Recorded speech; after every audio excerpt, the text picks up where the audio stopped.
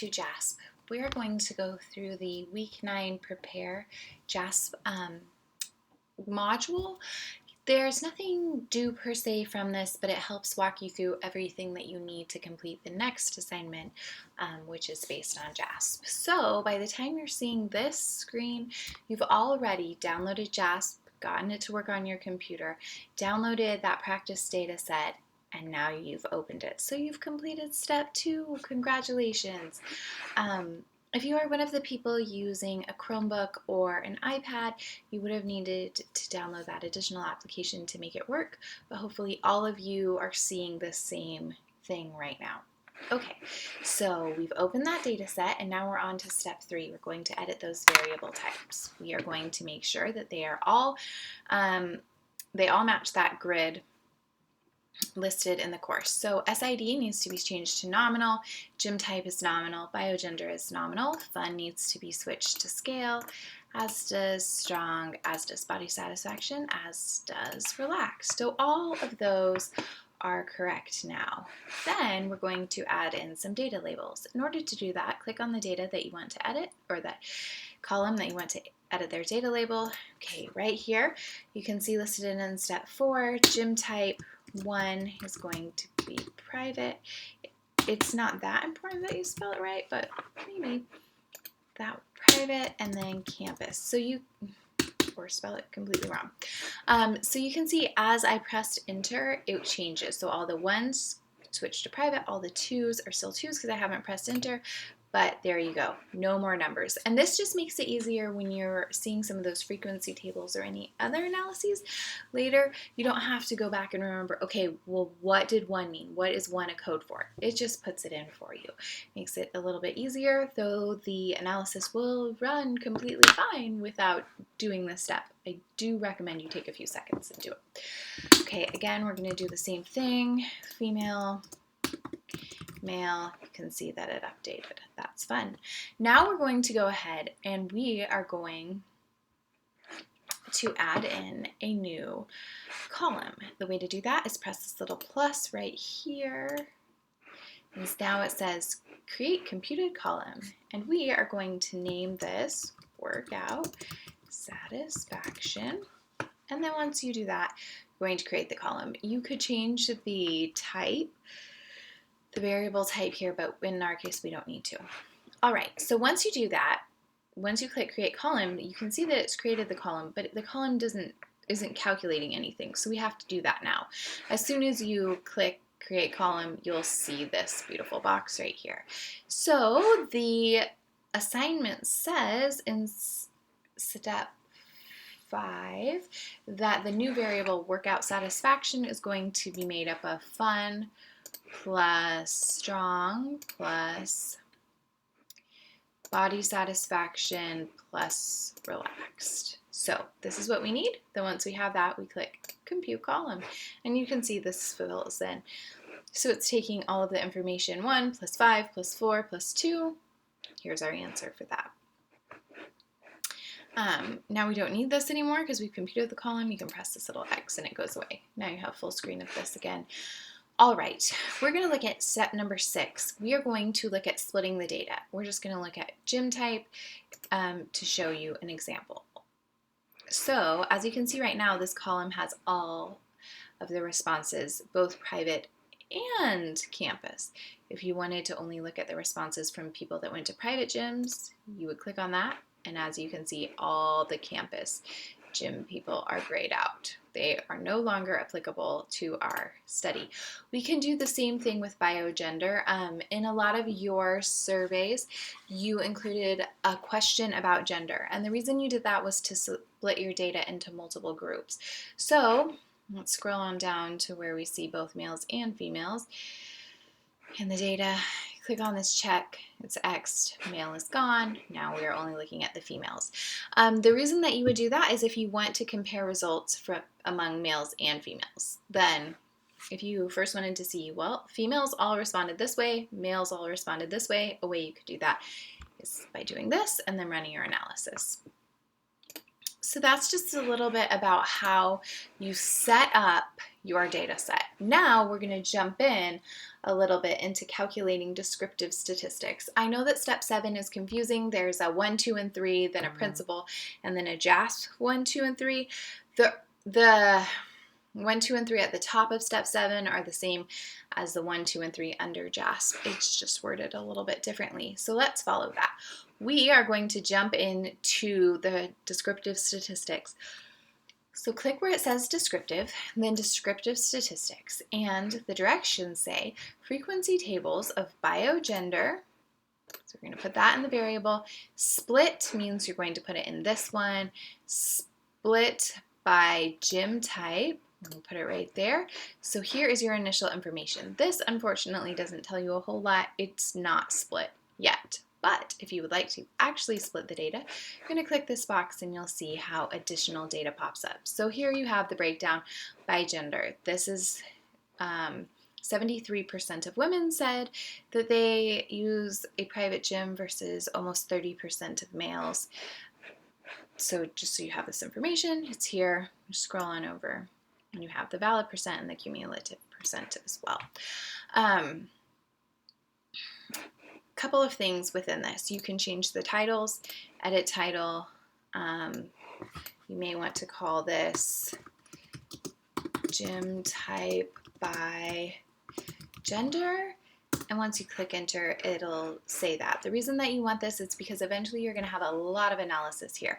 If you label each section before you go on to the next one, it'll be a lot less confusing when you try and come in here later and sift through it. I also highly, highly, highly recommend that you copy and paste these tables out. Just click copy and it will copy that whole section. Copy and paste these tables out into a Microsoft Word document as you go through. You never know when JASP is going to crash. So if you are copying and pasting those into a Google Doc, into a Microsoft Word document, and saving those along the way, you're not going to find yourself in a place where JASP crashes and you've lost everything. So save as you go along.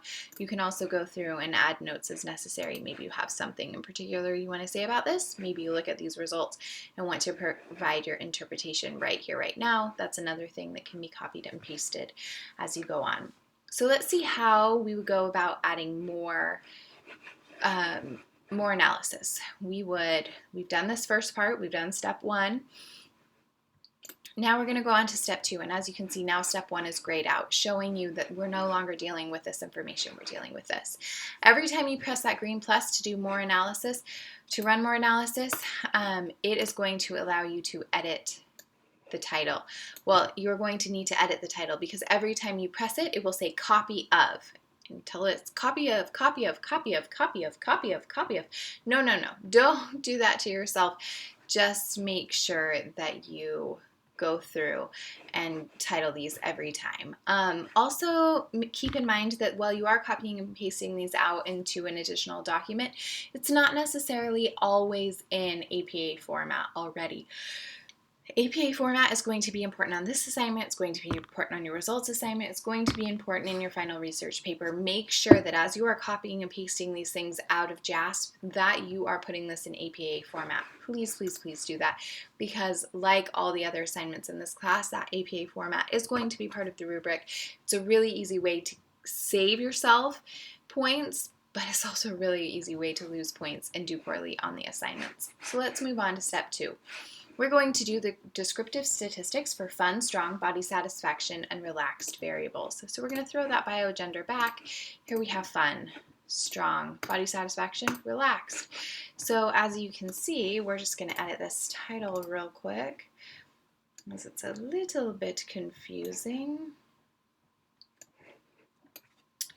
We are going to do fun, strong, body satisfaction. It's not that important that you spell it right. And relaxed by gym type. Okay, so now we have a title for that. Here's all your information. You could have done this individually. You could have just looked at fun, and then you could have pressed the green plus and then just looked at strong, and then pressed the green plus and just looked at body satisfaction, and so on. And that would create a different table for each of these variables. In this case, I think the information is pretty straightforward, and one table is probably easier than 75 tables, but that's entirely up to you. Just make sure that you add a title every time. And then we're going to create distribution plots, like it says in step 3. Distribution plots for the same variable and split variables as fun, strong, and relaxed. So I'm just going to show you how to do one of those. You click distribution plots and you wait and see these distribution plots pop up here. So now you have that information. Pay attention to what it says in step 3. It's asking you to create distribution plots for the same variable and for split variables. So let's run another analysis. We don't want to look at gym type anymore. Now we want to look at gender as our split variable. And you can see those numbers are going to change. Maybe not. But you can see it's updating because it took a copy of what we had done. It just took all of the same items. So we had already run the distribution plots, and then it updated them. It's not going to let me change the title, but then it's just updating them by gender. So instead of gym type here, now it says male, female, and you get to see the differences in means by males and females, and you see the same thing here in those distribution plots. You can split it this way, or if you want to have something that just looks at males and something that just looks at females, you can go back into your original data and have it just look at males, just look at females. If you do that, you do have to press this red X, and that does take you out of all of this analysis. Before you press any red X's, please, please, please make sure that you have copied and pasted your information into a Word file or a Google Doc. Make sure that you have saved. Please make sure that you have saved. One other thing we're going to take a quick look at is the research question that you are looking at in this practice is, do college students who exercise at a private gym get less satisfaction from working out than those who exercise at the BYU Idaho Fitness Center? So start thinking about what variables you need to examine. If you look at step 8, it talks about the 2 variables in the research question are workout satisfaction and gym type. So if that is it, then you probably need to run an analysis on workout satisfaction and gym type. So if I were setting it up, I'd set it up like this. You have workout satisfaction in your variable column, gym type in your split column, and here is the information you have. Yes, you will want to do that. You can look at it too by male, female. Maybe you look at gym type and then want to see, okay, is it just the gym type or is it also the biogender? So you can rerun this. I recommend running these separately, not just switching out your data every time, but you can do the same thing with biogender. In step 8, there is something that says principle, and it says the way of answering research questions will be different with each combination of variable types. And then it gives you a 1, 2, and 3 of what you would do given the different variables. In this example, you're going to use step 2. If one variable is nominal and the other is scale or ordinal, compare the average scores between the 2 groups. It's pretty easy. You're going to look at these numbers. Probably not with biogender, though. Probably with gym type, like the directions say. So we'll let it update. You're going to compare these. But that may change depending on the type of variables that you have in your own analysis and then in the actual JASP practice assignment that you will submit. Just keep in mind that principle section in step 8 tells you how to approach comparing variables. Okay, after you have this information and you've copied and pasted and you've saved and you've labeled and you've titled, you're going to examine your results. So this is where you're going to start interpreting those results. You don't have to wait till step 8 if you don't want to. Like I said earlier, maybe you're one of those people that wants to do it along the way, and that notes section is a really good way of doing it. You can add the notes in right here, and you can make those interpretations. It will copy and paste that over. But step 9, you're examining the results and explaining. And step 10, you're copying and pasting your figures into your report. This needs to be something separate than that Word document where you're saving all of the information that you've collected. You want to make sure that you have all your raw data, but also that you have a place where you think through your thoughts. Make them be 2 separate documents, because every single table that you generate is not relevant to answering your questions. Sometimes you're just exploring, you're just going down this rabbit hole, and then don't realize until later that, no, that really wasn't a thing.